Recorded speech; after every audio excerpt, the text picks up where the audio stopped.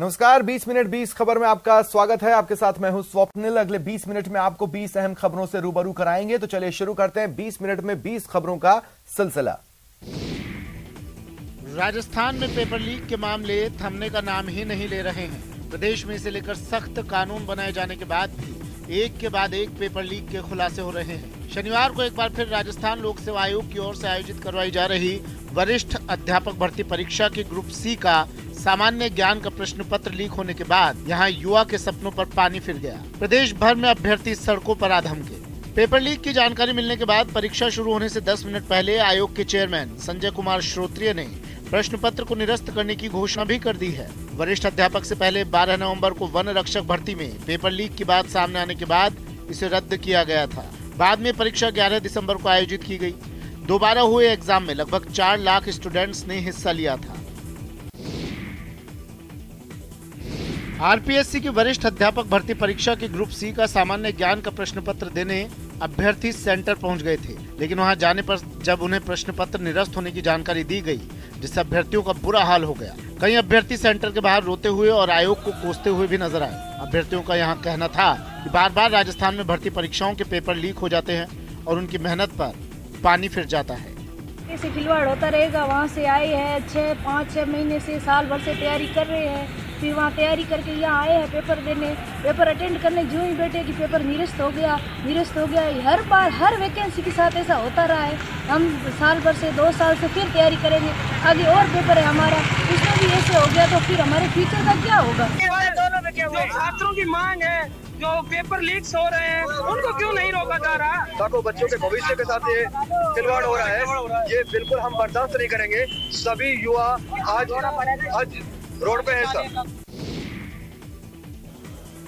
3000 kilometre की दूरी तय करने के बाद राहुल गांधी की भारत जोड़ो यात्रा शनिवार सुबह बदरपुर बॉर्डर से दिल्ली में प्रवेश कर गई। राहुल का काफिला इंडिया गेट से भी गुजरा। बदरपुर बॉर्डर से शुरू हुई पदयात्रा लाल किले पर समाप्त हुई। यात्रा में पार्टी के आला नेताओं, कलाकारों, खिलाड़ियों, युवाओं के साथ सभी वर्ग और समुदाय के लोग और पार्टी के हजारों कार्यकर्ता भी शामिल थे। इसके लिए हजारों यात्रा पास जारी किए जा चुके थे। कुछ दिनों के विराम के बाद यात्रा 3 जनवरी को शुरू होगी। आपको बताते चलें कि तमिलनाडु में कन्याकुमारी से 7 सितंबर को शुरू हुई ये यात्रा अब तक 9 राज्यों तमिलनाडु, केरल, कर्नाटक, तेलंगाना, आंध्र प्रदेश, महाराष्ट्र, मध्य प्रदेश, राजस्थान और हरियाणा से गुजर चुकी है। शिवसेना नेता आदित्य ठाकरे, राष्ट्रवादी कांग्रेस पार्टी की सुप्रिया सुले, द्रमुक नेता कनिमोई समेत कई दिग्गज कांग्रेस की भारत जोड़ो यात्रा में शिरकत कर चुके हैं। युवती पर शख्स का गुस्सा कहर बनकर टूट रहा है। उसकी चीख हलक से बाहर नहीं आ पा रही। रहम की गुहार बेअसर साबित हो रही है। परेशान करने वाली तस्वीरें यूपी के फतेहपुर से आई हैं। युवती की बेरहमी से पिटाई का वीडियो सोशल मीडिया पर तेजी से वायरल हो रहा है। आरोप है कि छेड़खानी का विरोध करने पर मनचले ने लाठी डंडों से जमकर युवती की पिटाई कर डाली।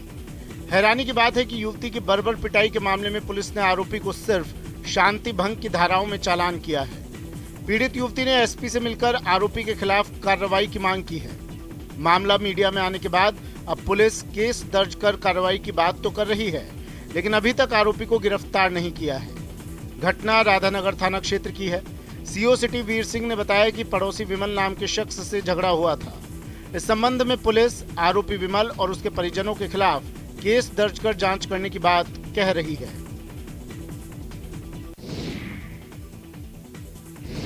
शराब पीकर सड़क पर हुड़दंग करने वाले, गाड़ी चलाने वाले लोगों पर पुलिस कार्रवाई करती है, लेकिन इससे उलट एमपी के हरदा से ऐसी तस्वीरें सामने आई हैं जिससे पुलिस की खूब फजीहत हो रही है। इसमें एक पुलिसकर्मी शराब के नशे में धुत होकर लड़खड़ाते गिरते नजर आ रहा है। मौके पर मौजूद लोगों ने शराब के नशे में पुलिसकर्मी के जमीन पर बैठने और जर्सी उतार कर फेंकने का वीडियो अपने मोबाइल में कैद कर उसे अपलोड कर दिया। अरे मेरे को मत पता, मेरे को। शुक्रवार शाम करीब 4 बजे हरदा में रेलवे स्टेशन के पास बनी होटल्स के सामने शराब के नशे में धुत पुलिसकर्मी लोगों के मनोरंजन का विषय बन गया। शराब के नशे में धुत आरक्षक लड़खड़ाते हुए कभी गिरता तो कभी बाइक से टिक कर बैठ जाता। शराब के नशे में धुत आरक्षक का लोगों ने वीडियो बनाकर सोशल मीडिया पर वायरल कर दिया, जो अब सोशल मीडिया पर तेजी से वायरल हो रहा है। वीडियो वायरल होने के बाद एसपी ने आरक्षक सुशील मांडवी को सस्पेंड कर दिया है। एक बंदर शहर के अंदर, लेकिन चर्चाएं अनगिनत। तस्वीरें बिहार के समस्तीपुर की हैं। यहाँ इन दिनों एक बंदर काफी उत्पात मचाए हुए है। यह बंदर इतना शरारती है, कभी थाने में बैठकर पदाधिकारी की जगह पर कब्जा जमा लेता है तो कभी कहीं और अपना आसन जमा लेता है। कहा तो ये भी जाता है कि ये शरारती बंदर मोबाइल लेकर इस तरह से पेश आता है जैसे मोबाइल पर किसी से बात कर रहा हो। यह तस्वीर है मुफस्सिल थाने की, जहां शरारती बंदर थाने के ओडी पदाधिकारी की जगह खुद को थाना का ओडी पदाधिकारी समझता हो। थाने के भीतर बंदर के घुसने के कारण सभी पुलिस वाले जगह छोड़कर भाग खड़े होते हैं। अब दूसरी तस्वीर भी देख लीजिए। यह तस्वीर है समस्तीपुर के सदर अस्पताल की, जहां एक महिला का मोबाइल और पैसे लेकर फरार हो गया और छत पर बैठकर मोबाइल के साथ खूब मस्ती की। जरा सोचिए, आप अपनी मस्ती में चले जा रहे हैं और अचानक टाइगर सामने आ जाए तो क्या करेंगे? इस खूंखार जानवर से अपनी जान कैसे बचाएंगे? क्या टाइगर के सामने शेर बनने की कोशिश करेंगे या दबे पांव भागने की? ऐसी ही तस्वीर झारखंड के पलामू से सामने आई है, जहां नवाडीह में बाघों का जोड़ा सड़क पर घूमता दिखाई दे रहा है। सड़क पर बाघों को देखकर अचानक लोग सहम गए और वीडियो बना लिया। दोनों बहुत ही खूबसूरत अंदाज में चहलकदमी करते दिखाई दे सकते हैं। अंधेरी रात में सड़क पर बाघ को देखकर राहगीरों की सांसें थम गई, लेकिन बाघों का ये जोड़ा अपने ही स्वैग में सड़क के बीचों बीच टहलता रहा। फिर कुछ देर बाद दोनों जंगल की ओर चले जाते हैं।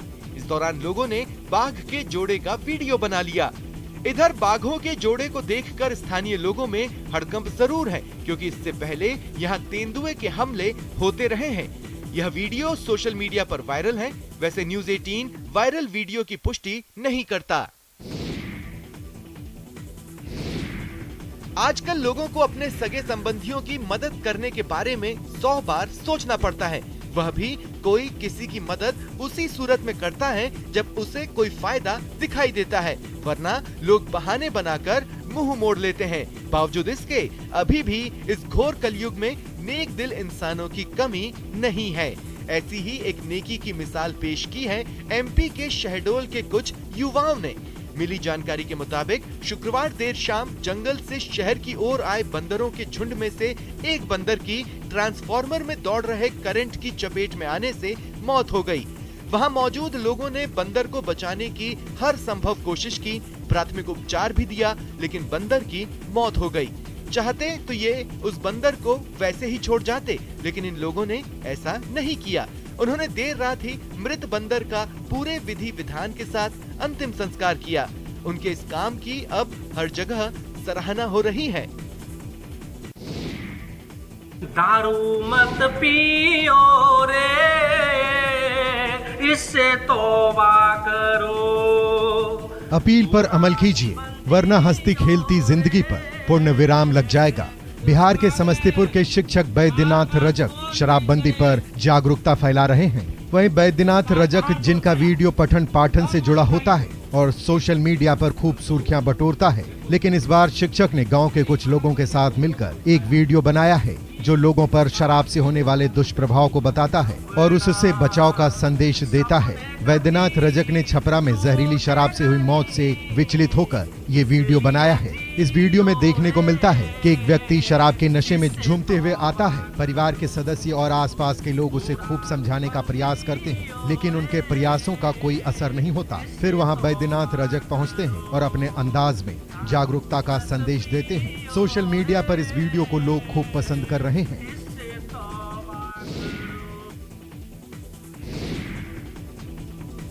नए साल की शुरुआत से प्रदेश के पशुपालकों को मनचाहा पशुधन प्राप्त करने की सुविधा मिलने लगेगी। जी हां, देश में सर्वाधिक पशुधन वाले राज्यों में शामिल राजस्थान में मुख्यमंत्री अशोक गहलोत की बजट घोषणा के बाद पशुपालकों के लिए उत्तम किस्म के पशुधन पैदा करने की तकनीक शुरू होने जा रही है। राज्य सरकार ने पहली बार एम्ब्रो ट्रांसफर टेक्नोलॉजी से पशुधन पैदा करने की तकनीक को अपना लिया है। 15 जनवरी को टेक्नोलॉजी पाली जिले में शुरू होने जा रही है। पशुपालन विभाग के अधिकारी इस तकनीक के अध्ययन के लिए उत्तराखंड और महाराष्ट्र में प्रशिक्षण ले रहे हैं। एम्ब्रो ट्रांसफर टेक्नोलॉजी से पशुपालकों को राजस्थान की देसी गायों से ज्यादा दूध देने वाली उच्च गुणवत्ता की गायों की नस्लें उपलब्ध हो सकेंगी। गौरतलब है कि एम्ब्रो ट्रांसफर टेक्नोलॉजी में गायों में कृत्रिम भ्रूण आरोपित किया जाता है। इस तकनीक से पशुपालकों को कम खर्चे पर अच्छी मात्रा में दूध देने वाला पशुधन घर बैठे ही मिल सकेगा। 24 दिसंबर तक चलने वाले महोत्सव का मकसद पर्यटन को बढ़ावा देना है। शुक्रवार देर शाम शुरू हुए कवि सम्मेलन ने लोगों को सर्द रात तक बांधे रखा। कवि सम्मेलन के मुख्य अतिथि संपत सरल को सुनने के लिए लोग रात 12 बजे तक डटे रहे। संपत सरल ने कहा कि बनास नदी के नाम पर सांस्कृतिक कार्यक्रम करना बड़ी बात है। किसी को जातिवाद चाहिए, किसी को वंशवाद चाहिए, किसी को धन और यौवन का आशीर्वाद चाहिए। तो सबसे पहले तो मैं टोंक की जनता को बधाई और शुभकामनाएं देता हूं और यहाँ के प्रशासन का आभार प्रकट करता हूं कि किसी नदी के नाम पर इतना साहित्यिक सांस्कृतिक कार्यक्रम आयोजित करना ये बड़ी बात है। कोरोना की आहट पर संपत सरल ने लोगों से गाइडलाइंस का पालन करने की अपील की।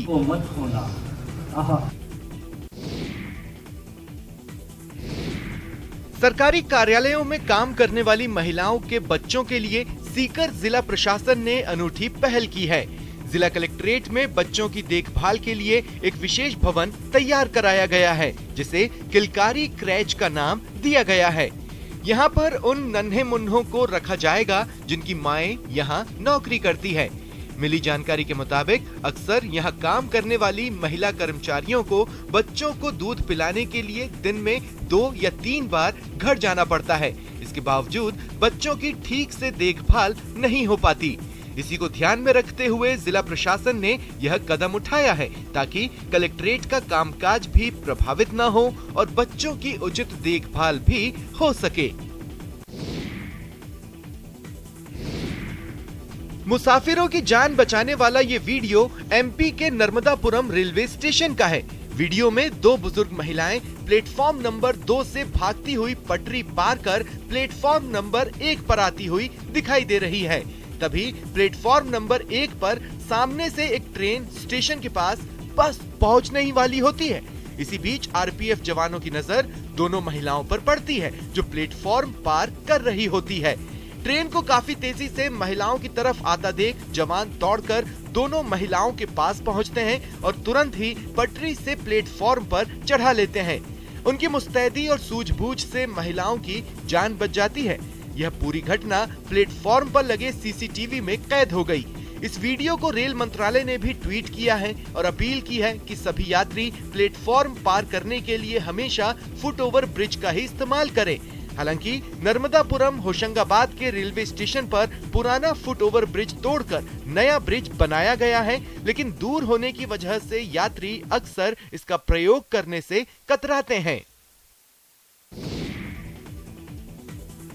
ये कोशिश धरती को शस्य श्यामला रखने की है, वसुंधरा को हरी भरी रखने की है। तस्वीरें तमिलनाडु के डिंडीगुल की हैं, जहां सिर्फ 4 घंटे में 6,40,000 पौधे लगाकर वर्ल्ड रिकॉर्ड कायम किया गया। दरअसल जब से दुनिया शुरू हुई है तभी से इंसान और कुदरत के बीच गहरा रिश्ता रहा है। पेड़ों से पेट भरने के लिए फल, सब्जियां और अनाज मिला, तन ढकने के लिए कपड़ा मिला, घर बनाने के लिए लकड़ी मिली, जीवन दायिनी ऑक्सीजन मिली। पेड़ इंसान की जरूरत है, उसके जीवन का आधार है। तभी सभी मजहबों में पर्यावरण संरक्षण पर जोर दिया गया है। भारतीय समाज में भी आदिकाल से ही पर्यावरण संरक्षण को महत्व दिया गया है। तभी भारतीय संस्कृति में पेड़ पौधों को पूजा जाता है। विभिन्न वृक्षों में विभिन्न देवताओं का वास माना जाता है। लेकिन हैरत और अफसोस की बात है कि जिस देश में समाज में पेड़ पौधों को पूजने की प्रथा रही है, अब उसी देश में, उसी समाज में पेड़ कम हो रहे हैं। पर्यावरण का संतुलन बिगड़ रहा है। इसके संतुलन का इकलौता उपाय पौधरोपण है।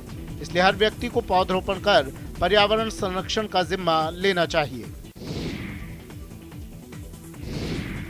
फर्श पर बैठकर कामयाबी का ककहरा सीख रहे ये बच्चे झुग्गियों में रहते हैं। उन इलाकों में जिससे समाज का एक तबका हिकारत से देखता है, उनके लिए तमाम तरह के नकारात्मक बातें करता है। उनकी बेहतरी, उनके उज्जवल भविष्य की बात को सिरे से खारिज कर देता है। उनका करियर अपराधी की दुनिया में देखता है। ऐसी सोच को खारिज कर एक संस्था उनके बेहतर भविष्य की इबारत लिख रही है, उन्हें बेहतरीन शिक्षा मुहैया करा रही है। एक बात और, यहाँ स्टूडेंट्स की उम्र नहीं देखी जाती। हम यहाँ मई 3 महीने से पढ़ने आ रहे हैं कंटिन्यू, तेलुगु, इंग्लिश, हिंदी और 1 2 सब पढ़ने का सीख रहे जी। अच्छा पढ़ा रहे थे। आए दिन तमाम ऐसी कहानियां हमारे सामने आती हैं जो लोगों के लिए मिसाल पेश करती हैं। हैदराबाद की सामाजिक संस्था ऐसा ही कर रही है। ये संस्था समाज के सामने एक नजीर है। झुग्गी झोपड़ियों में रहने वाले बच्चों को बेहतर शिक्षा प्रदान कर रही है। उनके आंखों में ऑक्सफोर्ड में तालीम हासिल करने का सपना सजा रही है। दुनिया के कई देशों में कोरोना की बेकाबू होती रफ्तार के बीच देश में इससे बचाव के कई कदम उठाए जा रहे हैं। केंद्र के निर्देश के बाद राज्य सरकारें भी अलर्ट हो गई हैं। राज्य सरकारों ने कोविड के नए वेरिएंट से बचाव के लिए एहतियातन कदम उठाने शुरू कर दिए हैं। कोविड की बढ़ती आशंकाओं के बीच कई जगहों पर मास्क की वापसी हो गई है। तस्वीरें मुंबई की हैं। मुंबा देवी मंदिर प्रबंधन ने भक्तों से अपील की है कि वे मंदिर में दर्शन के दौरान मास्क लगाने के आदेश का पालन करें। कोरोना अभी एक बार फिर फैल रहा है, इसलिए हम हमारी सेफ्टी के लिए मास्क पहना और सबको बोलेंगे कि भाई अपना सेफ्टी देखो और मास्क पहनो। सेफ रहिए और मास्क लगा के चाहिए। वैसे गाइडलाइन तो अभी डिक्लेयर नहीं हुआ है, लेकिन अपनी सेफ्टी के लिए सब अपने हिसाब से रखो, मास्क लगा के चलो। आज से हम लोग मास्क पहनना हम लोग ने हमारा पूरा स्टाफ ने चालू कर दिया आज से, और हम लोग रिक्वेस्ट कर रहे हैं भाई लोग को कि आप भी रिक्वेस्ट करके उनको बोल रहे हैं हम लोग मास्क पहनना के चालू करो। बिहार में बौद्ध धर्मावलंबियों के लिए पवित्र स्थल बोध गया में बौद्ध धर्मगुरु दलाई लामा महाबोधि मंदिर पहुंचे और विशेष पूजा अर्चना की। मिली जानकारी के मुताबिक दलाई लामा तिब्बत मंदिर से निकलकर महाबोधि मंदिर पहुंचे। मंदिर के अंदर गर्भगृह में पहुंचकर उन्होंने विश्व शांति के लिए विशेष पूजा अर्चना की। उसके बाद उन्होंने महाबोधि वृक्ष के भी दर्शन किए। इस दौरान दलाई लामा को देखने और उनके स्वागत के लिए भारी भीड़ जुटी रही।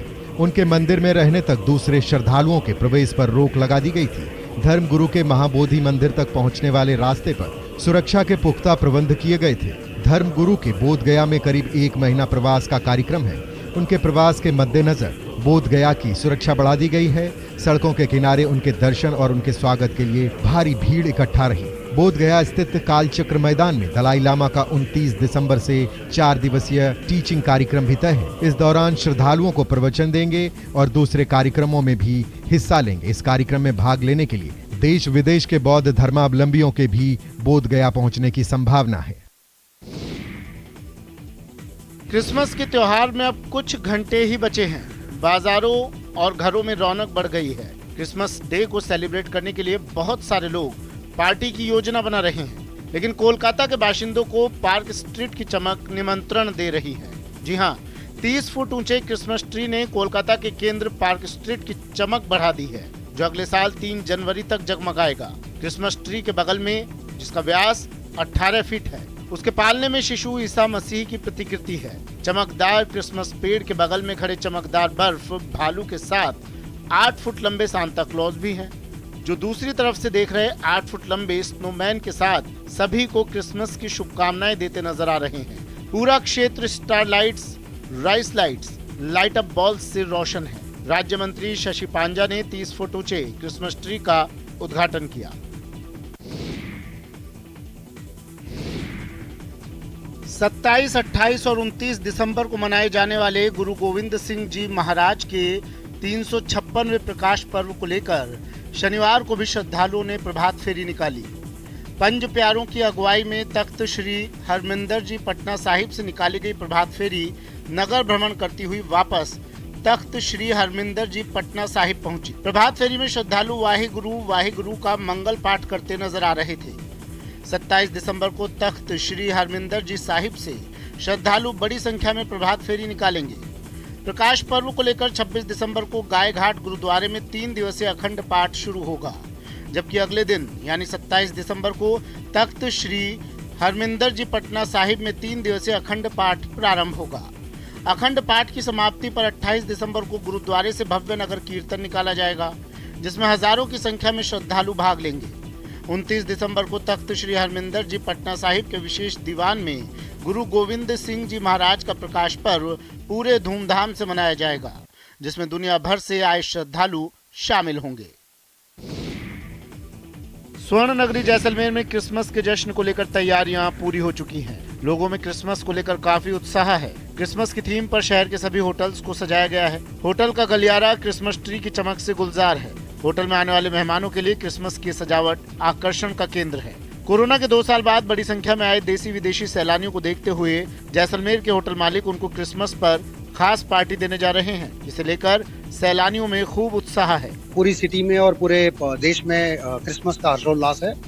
ट्रैवलर्स बहुत ही एक्साइटेड हैं जैसलमेर आने के लिए। सीजन बहुत अच्छा है, वेदर बहुत अच्छा है एंड उसके अलावा जो यहाँ की मेहमान नवाजी है वो भी बहुत अच्छी से जैसलमेर में उसको जाना जाता है। होटल में जो भी गेस्ट आएंगे उनके लिए बहुत सारी तैयारियां की गई हैं, जैसे कि बच्चों के लिए हॉट चॉकलेट अराइवल ड्रिंक, उसके अलावा एप्पल टॉडी जो कि वार्म ड्रिंक है वो अराइवल पे है।